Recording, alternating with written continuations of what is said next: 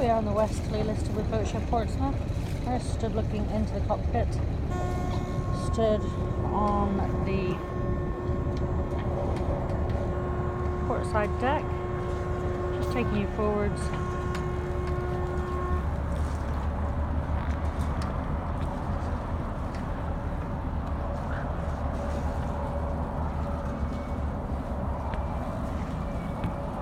Spinning around, you can see the solar panel there. I'm just taking you along the starboard side. Got the in-mast furling, retrofitted obviously.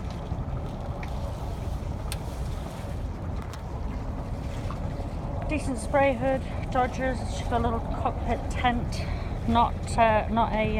it's just a boom tent. It's not a cover. And then back into the cockpit. And just bringing you in there, you can see the engine running there. Nice new beta engine.